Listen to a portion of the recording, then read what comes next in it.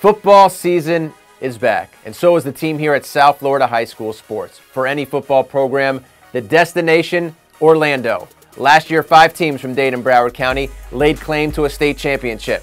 This year, well, the journey begins next week with the Kickoff Classics.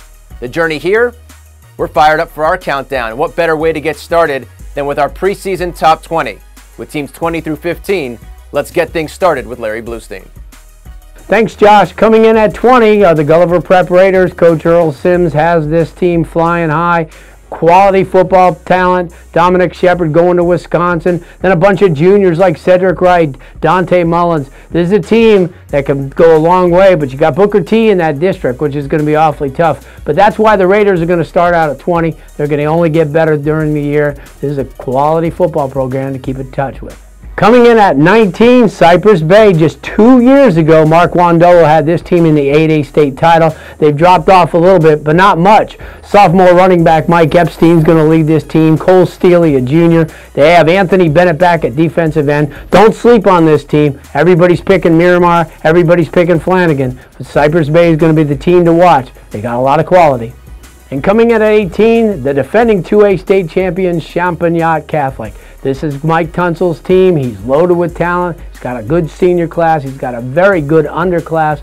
Cato Nelson's a tremendous quarterback. Stephen Claude, Darnell Solomon, you keep mentioning him. Michael Frederick on his way to University of Alabama, Birmingham. Can they repeat as 2A state champions? I say yes. Picking up where Larry left off, coming in at number 17 is Coconut Creek Cougars. Cougars come into 2014 with a lot of exposure on this program. Head coach Kareem Reed has done a great job getting his players out there with the help of wide receiver Emmanuel Green, who went viral for his performance that we caught live first. Get great juke moves. So a lot of athletes on this Coconut Creek team. That's why they're number 17. Now, they do have a lot of great guys like Benjamin Victor, wide receiver, big target for the Cougars. Trayvon Mullins, one of the top cornerbacks in the country. So this Cougar team has a lot of great pieces on the outside on both offensive and the defensive sides of the ball.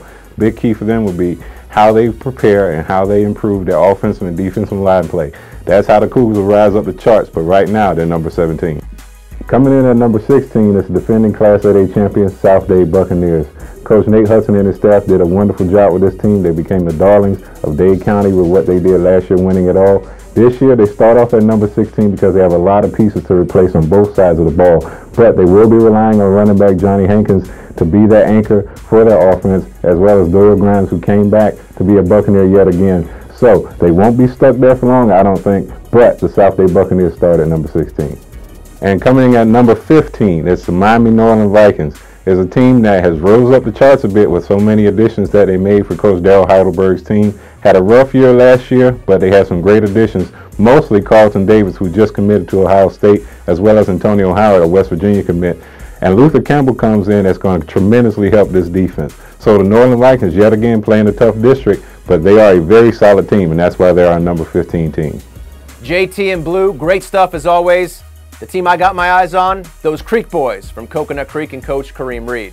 Check in next time we'll unveil teams 14 through 9. Who slips into the top 10? Check in with our next installment as our season preview continues here on SouthFloridaHighSchoolSports.com.